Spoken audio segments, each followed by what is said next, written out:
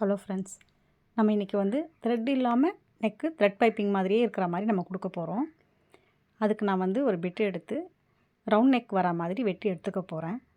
நம்ம சாதாரணமாக இந்த மாதிரி கொடுக்கும்போது ஒரு த்ரெட் எடுத்து 1/8 த்ரெட் எடுத்து சிங்கிள் சைடு கைடு மாற்றி நம்ம வந்து ஒரு ஃபேப்ரிக்கில் அட்டாச்சிங் பண்ணி திருப்பி அதுக்கப்புறம் தான் நம்ம மெயின் ஃபேப்ரிக்கில் வச்சு அட்டாச்சிங் பண்ணுற மாதிரி வரும். அப்போ தான் அதோடைய அந்த த்ரெட்டோட ஃபினிஷிங் வந்து கரெக்டாக வந்து நீட்டாகும். நம்ம அந்த முறையில் இல்லாமல் நம்ம சாதாரணமாக ஹெம் பண்ணுறோம் பார்த்திங்களா, அதே மெத்தடில் அந்த த்ரெட்டு மாதிரியே 1/8 வச்சு நம்ம தைக்க போகிறோம். சரிங்களா? இதுவும் உங்களுக்கு தைக்க ஈஸியாக தான் இருக்கும். வாங்க, இதுக்கு வந்து நான் வந்து சில்க் ஃபேப்ரிக் தான் எடுத்திருக்கேன். நம்ம த்ரெட் பைப்பிங் கொடுக்குற மாதிரியே நீங்கள் நினச்சிக்கோங்க. சில்க் ஃபேப்ரிக்கே எடுத்திருக்கேன். சில்க் ஃபேப்ரிக்கை ஒரு 1.25 இன்ச்சுக்கு நான் கட் பண்ணி வச்சுருக்கேன். நல்லா கிராஸ் வச்சு 1.25 இன்ச்சுக்கு. இந்த 1.25 நம்ம 1/4 இன்ச்சு மடித்து தைக்கும்போது பார்த்திங்கன்னா நமக்கு வந்து 7/8 தான் கிடைக்கும். அது எப்படின்னா, நீங்கள் கிராஸ் பிட் இல்லைங்களா, நீங்கள் தைச்சிட்டே வரும்போது அதுவே நீண்டுக்கிட்டு வந்து உங்களுக்கு மைனஸில் 1/8 இதுவாகிடும். ஸோ நமக்கு 7/8 வந்து அது அளவாக வந்து நிற்கும். 1/4 இன்ச்சு இந்த மாதிரி மடித்து தைக்கும்போது 7/8 வந்து நிற்கும். சரிங்களா? இப்போ நீங்கள் வந்து இந்த மெயின் ஃபேப்ரிக்கில் வச்சு அடிக்க போகும்போது மெயின் ஃபேப்ரிக்குடைய நல்ல பக்கம் இருக்குது இல்லைங்களா, அதுக்கு மேலே நம்மளுடைய இந்த சில்க் ஃபேப்ரிக்கை வைக்க போகிறோம்.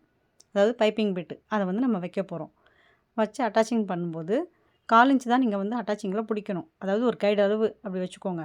உங்களுக்கு ஒரு 1/8க்கு பைப்பிங் வேணும் அப்படின்னு அந்த த்ரெட்டு மாதிரியே உங்களுக்கு பைப்பிங் வேணும்னா நீங்கள் 1/4 இன்ச் அளவுக்கு வச்சு ஒரே ஈவனாக அட்டாச்சிங் பண்ணிவிட்டு வாங்க.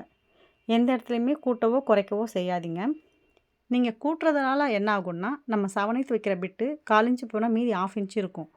அது வந்து மைனஸில் போச்சுன்னா நீங்கள் மேல் தையல் போடும்போது ஹோல்ஸ் மாதிரி வரும் பேக் சைடில்.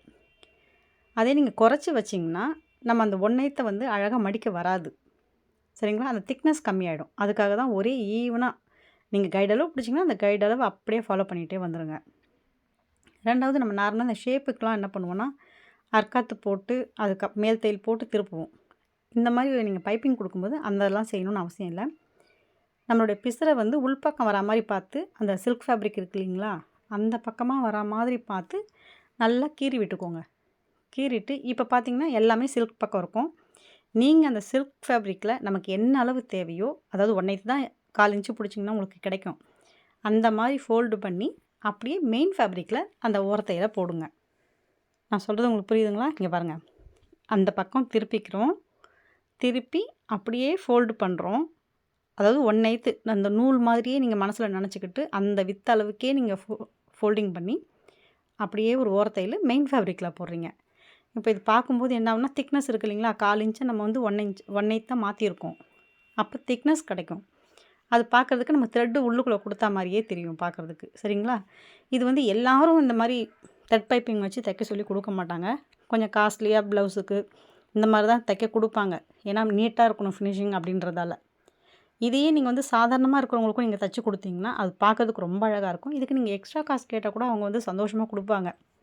ஏன்னா நல்லா இருக்குங்க பார்க்குறதுக்கு, இது ஒரு கலர் அது ஒரு கலராக இருக்குது அப்படின்னு. ப்ளவுஸ்லலாம் பார்த்திங்கன்னா 2 கலர் கொடுப்பாங்க பார்த்திங்களா, அந்த மாதிரிலாம் நீங்கள் கொடுத்தீங்கன்னா பார்க்குறதுக்கு மெலீஸாக கொடுக்கும்போது ரொம்ப அழகாக இருக்கும். இந்த மாதிரி ஸ்லீவில் கூட இந்த மாதிரி இதே ஃபாலோ பண்ணி நீங்கள் கொடுக்கலாம் 1/8க்கு. அவ்வளோதான் ஃப்ரெண்ட்ஸ்.